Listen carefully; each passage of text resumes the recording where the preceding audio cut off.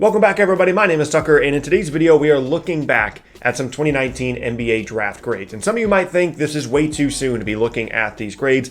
I'm just using this as a way to look at what people thought of these rookies at the beginning of the season and now kind of evaluating where they are now at the end of this year, what might be the end of this year for a lot of these players. But quickly, before we jump into that, I do want to point out that I uploaded to Gaming Logically today as well, and it's probably one of my favorite videos that I've done on either channel in a long time. Obviously, everybody knows that Charles Barkley and Draymond Green have a bit of a beef between each other, and so I decided to settle that by simulating a 2K20 game between 5 Draymond Greens and 5 Charles Barkleys. I commentated the whole thing. It's a super fun video. Be sure to go check that one out, and I appreciate all the support over there on that channel. They get it back out now to Draymond. Another open look at a 3, and he knocks that one down, 13-10. Huge start to the second quarter here for Team Draymond as they take the lead on their second 3 of the game. That appears to be a differentiator between these two teams, is the ability of Draymond Green to knock down the occasional outside shot. But with that said, quickly before we get into this video, if you enjoy the NBA, then consider subscribing. I upload every single day. Okay, so with that said, let's go ahead and begin with the number 1 overall pick, and it's Zion Williamson. And Bleacher Report gives it an A+ grade, and there's no reason for me personally to give it anything other than an A+. Yes, the injury stuff is a bit concerning, and maybe there are some longevity concerns and issues here with Zion, but in the games that he played as a rookie, he didn't give us any indication that he is going to be anything other than an absolute superstar in the NBA. He's going to continue to work on the three-point shot, going to continue to work on his handle, and is going to be one of the best players in the league over the next 10 years as long as he stays healthy. And so this is absolutely an A+ grade for me. We move on now to number 2 overall, Ja Morant, going to the Memphis Grizzlies, and Bleacher Report gave him an A, and I think it's very easy to say that he is an A+ grade as well. More than likely going to be the Rookie of the Year. I'd be shocked if he wasn't the Rookie of the Year, and it's deservedly so, leading a Memphis team potentially to a postseason berth, depending on how they end up, working out the playoff seeding here with what is going to be a weird end to the season if we even get one. But the fact that he, led that team to at least close to a playoff berth, and then is also the Rookie of the Year, I don't know how he can be anything other than an A+. But now we get to RJ Barrett, number 3 overall to the New York Knicks, and he gets an A- grade here, and I think that's pretty fair. There's definitely some concerns with RJ in his first season, but you also have to understand the circumstances around him, right? And there's a ton of forwards on the roster.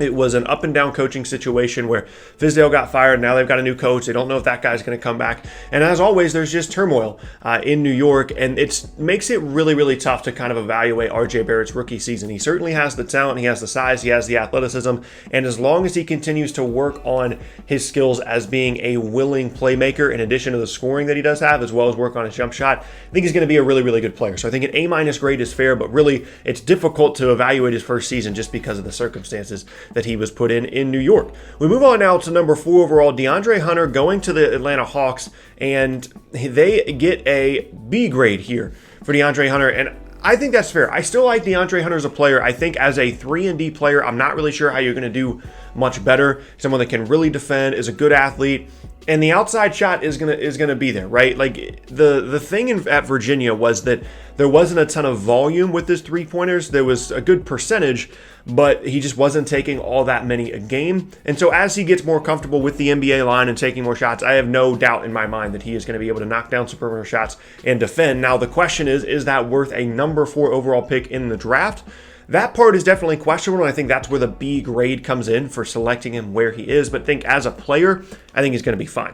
We move on now to number 5, Darius Garland of the Cleveland Cavaliers, getting a grade of a B here. And I'm going more towards like a C here. I think Darius Garland is certainly a talented player, and I wouldn't be surprised if next season he turns it around and shows, the promise that he was supposed to this season. But this is 2 things going for me. One, we never really saw him in college, so it was a big risk to take him at number 5 overall, and it's going to be a big adjustment for him going to the NBA. And then the other part of this is how sustainable and how viable is a backcourt of Darius Garland and Colin Sexton. I'm not sure how viable that actually is, and I think that more than anything will probably hold him back because Sexton is just a better player right now. His development is going to be more prioritized than Garland's, and he might just get left behind and might not find success until he goes to a second team, or he might not find success at all in the NBA. So I think a B is a little bit high actually here. I would go more like a C grade here for Cleveland. Moving on now to number 6 overall, Jarrett Culver to the Minnesota Timberwolves via the Suns as they traded up. They give this a B+, and there are times this season where this pick looked awful for Minnesota. And Jarrett Culver is a talented player. We saw what he did at Texas Tech, has the athleticism, the length, has some skills on the ball, but it's really going to depend on his ability to adjust and adapt to a new role in the NBA. Because as long as Karl Anthony Towns and D'Angelo Russell are there, they're going to be the focal points of the offense. And Jarrett Culver is going to have to find a way to do other things, to defend, to make shots off the ball, and to be able to make an impact on the game without the basketball in his hands a ton. And whether or not he's going to be able to do that, I think is certainly a question mark. At the time, I was okay with the pick. But right now looking back on it, again, after just one season, I think this is more like a B- grade, just given the performance that he had in his rookie season. And I'm very, very skeptical about the future of Jarrett Culver there in Minnesota. We move on now to number 7, Coby White to the Chicago Bulls. This was one of my favorite players coming into the draft. He gets an A- grade here, and I think that's relatively fair. There have been some rough games for Coby White this season. There's been some times where he, just doesn't show very much passing vision. You could even go as far to say maybe he was a bit of a ball hog. But as a scorer and as an incredibly quick guard, I still really like his potential in the league. And it's going to depend on what happens with the guard situation there in Chicago. I'm not sure that him and Zach LaVine are a viable backcourt just given their defensive issues.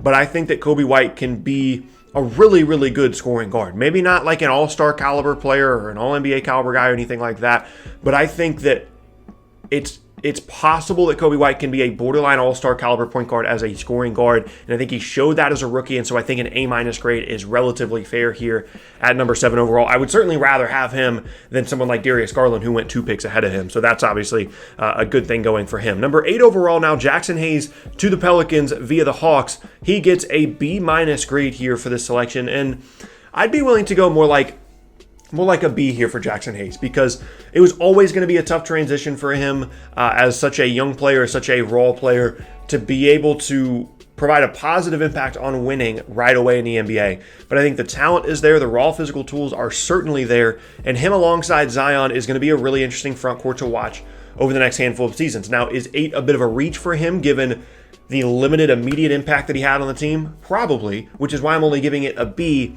But I still think that he's a really talented player, and I wouldn't be surprised at all for him to have, a surprising season next year or the year after and start to break out a little bit for that Pelicans team. But I also wouldn't be surprised to see him completely wash out, which is why I'm putting him at a B grade. Number 9 now, Rui Hachimura to the Washington Wizards, and I remember this being one of the biggest surprises on draft night, and they get a grade of a C. But there have certainly been times in Hachimura's rookie year where he has been a pleasant surprise. He's 21 years old, which in today's NBA is coming into the league a little bit older compared to a lot of the other players, but just showed a really solid game, right? Like, he can score a little bit in the mid-range, going to continue to work on the outside shot, has a better handle than I thought that he would, and is just a better overall scorer than I thought that he would be. Isn't going to be an outstanding athlete or anything, but he's going to be a really solid wing kind of combo 3-4 type player, maybe even with some opportunity to play some small ball 5 and stretch the floor in the future. I'm higher on this pick certainly now than I was at the time. I'm going to go more B to B plus here for Hachimura. I like the potential of him moving forward, certainly as a scorer better than I did at the time of the draft. And so this is definitely a guy that, for me at least, is trending up at number 9 overall. Number 10 now, Cam Reddish, the Atlanta Hawks. This is the pick that the Hawks got in the Luka Doncic trade when they got Trae Young the year before, and he got a B plus grade here. And this is the most difficult player, in my opinion, to try and evaluate at this point, because he had such an awful start to the season, had some better moments later on in the year, and he has the talent, he has the athleticism, and even though the shooting percentages do not look good for him here or in college, the fundamentals and everything about his shot looks good. It just, the shots aren't going down. So I'm more pessimistic on Cam Reddish than a lot of other people. I'm going to go more like a B grade for me here personally. I wouldn't be surprised at all if next year Cam Reddish comes out and he's like a really, really good player for the Hawks. But I also wouldn't be surprised if, he's like Malik Monk over the next couple years, where it's like we want him to get that extra opportunity, but it never really happens. And when he does get the opportunity, he doesn't take advantage of it a ton, and he just kind of is there on the roster. And he's always in the back of your mind, but never really, reaches the potential that you once thought he had. That's kind of where I think Cam Reddish is headed, but I wouldn't be surprised if I'm wrong about that one. Number 11 now, Cameron Johnson to the Phoenix Suns via the Timberwolves, getting a D plus grade. People did not like this selection at all. They thought it was a huge reach. Cameron Johnson can shoot the ball, and that's about it. And in his first season in the league, for a team in Phoenix that, needs some help on the wings. He got some minutes and he made some shots, but still, I'm not super excited about the selection, and I don't really think that anybody else in Phoenix is like head over heels either over Cam Johnson. PJ Washington has been a nice surprise. He gets a C grade. That is more like a B+ to an A for me, given how well he shot the basketball as a rookie. Tyler Herro, number 13 overall now, getting a C+ grade, and this has to be like an A to an A+. This guy is a rotation contributor for a postseason team right away as a rookie, can really shoot the basketball, has a lot of talent moving forward to potentially be even more than that and be a starter for this team.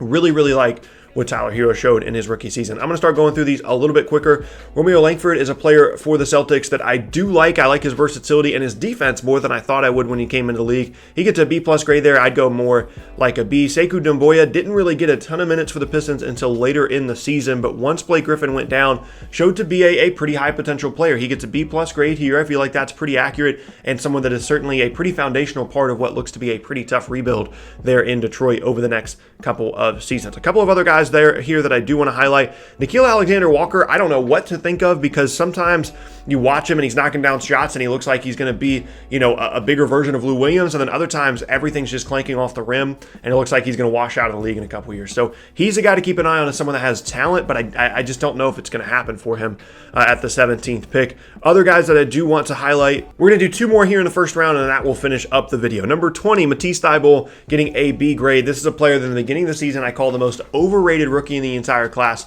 and I do still stand by that statement, but he is going to be a solid player, which I said in that original video, which made a lot of people mad. But he can definitely defend, and the offense needs to get better. He needs to be able to shoot the basketball better, but he does provide a lot on the defensive end. I'm willing to go to a B+ to an A grade here for Matisse Thybulle. As long as he continues to improve his three-point shot, he's going to be a nice rotation to maybe even a starter in the league. If he doesn't improve his three-point shot, then he's going to be Thabo Sefolosha, which isn't necessarily a bad thing, but it's not like he's going to be, some crazy impactful player in the league like people were talking about him in the beginning of the season. Now, number 21 overall, the last player we're going to cover here is Brandon Clark going to the Grizzlies, a player that never really should have fallen this far in the first place, getting a B+ grade here. I think this is definitely an A to an A+ grade as one of the most efficient rookies in his class, someone that was extremely good around the basket in his first season. The NBA is going to continue to be a really critical, important rotation piece and a starter for this Grizzlies team moving forward, and a nice part of their rebuild. But that is going to be the end of today's video, and I thank you all very much for watching. Like I said, this was just kind of a fun thing. I know that this draft just happened, but really taking a chance to evaluate where these players are at now at the beginning of the season compared to what people thought of them at draft night is a fun thing to do for me. So as I said, that's going to be the end of today's video. Once again, my name is Tucker. If you missed any of my previous videos, then be sure to check out the boxes on screen. Thanks again, and I'll see you all next time.